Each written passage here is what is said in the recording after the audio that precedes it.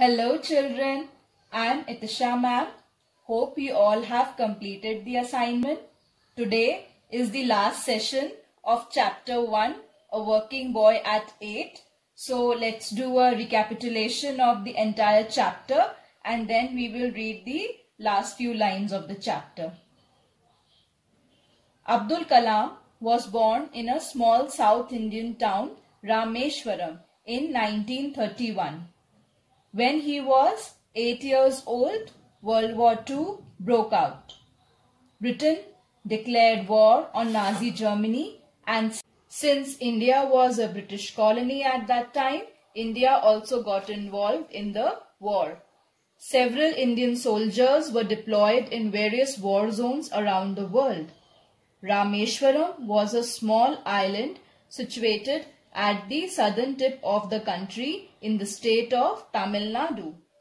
Several pilgrims used to visit the town to offer prayers at the Ramanatha Swami temple, which is one of the 12 Jyotirling temples dedicated to God Shiv. Apart from temples, there was a mosque and a church too. People from different religious backgrounds used to live in peace and harmony. Samsuddin, Abdul Kalam's cousin, used to run a newspaper distribution agency. Both Samsuddin and Jalaluddin had a great influence on Abdul Kalam's early life. They understood him very well. There were about 1,000 literate people in town, and Samsuddin used to distribute newspapers to all of them.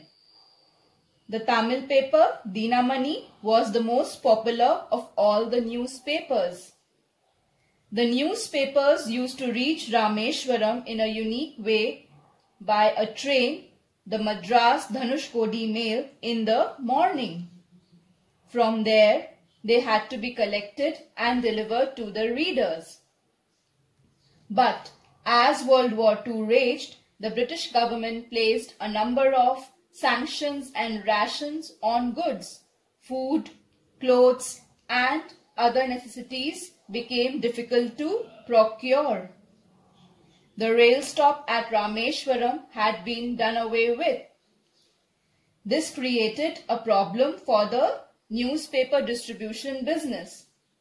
Samsuddin had found a solution. The papers would be kept ready in large bundles. When the train would pass the Rameshwaram Dhanushkodi track, the bundles would be thrown out of the moving train onto the platform. Abdul Kalam was offered the job of catching these bundles and then take them around to the town. He agreed to the offer with enthusiasm. The new job of delivering the newspaper was to be adjusted with his regular routine of studies. He used to get up very early in the morning when it was still dark outside, get ready and leave for his teacher's home. He would take mathematics tuition for an hour and return home by 5 a.m. in the morning. Then he would go to the Arabic school with his father, where he learned the Quran Sharif. After that, he would run away to the railway station, catch the bundles, divide them into batches and distribute them. His work of delivering the newspaper would be over by 8 a.m. and then he would return home, do breakfast and get ready to go to school.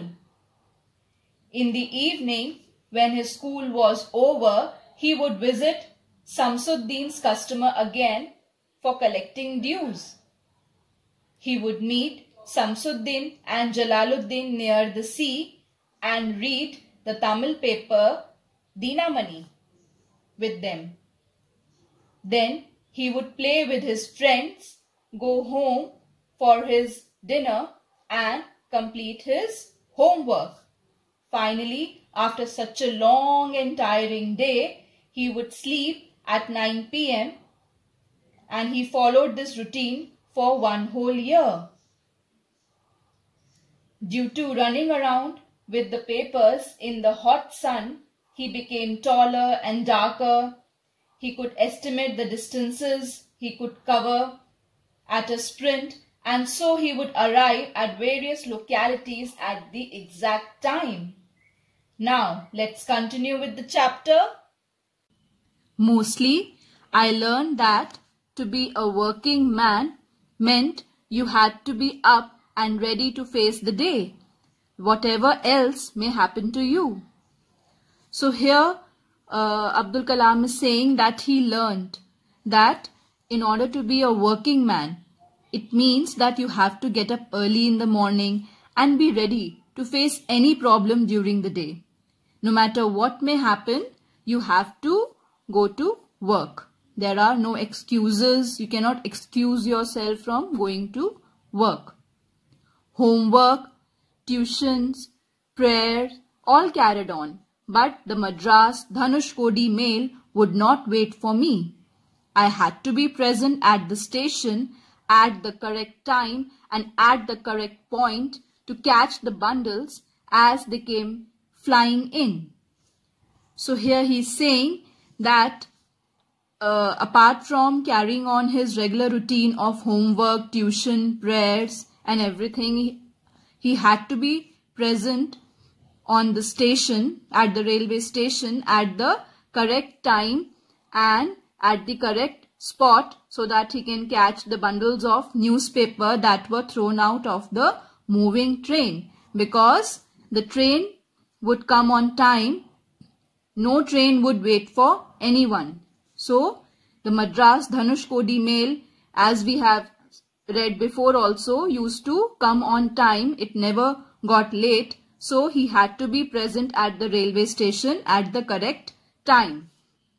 It was my first brush with taking up a responsibility and seeing to it that I kept my word to my cousin no matter what. Here he is saying that it was his first experience to take up a responsibility of a working man, and he made sure that he kept his promise to his cousin and he would not disappoint his cousin in any way, no matter what may happen. It was also a most enjoyable time and I loved every moment of it, notwithstanding the intense tiredness every night. Here he is saying that although he got tired every night, but in spite of the extreme tiredness, he used to enjoy his work. He used to enjoy every moment of his working life at an early age.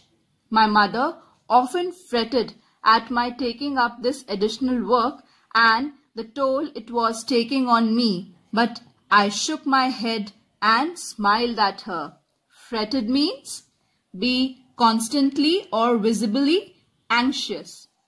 So his mother used to be very worried about his health because he had taken up an additional work of distributing the newspaper and he had a very busy schedule. So he used to get tired during the day. So his mother used to be worried about his health and she used to fret also at times. But Abdul Kalam used to smile at her.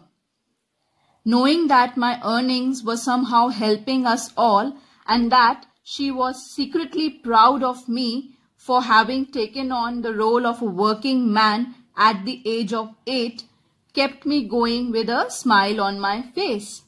So here he is saying that he knew that his mother was very proud of him. And why his mother was proud of him?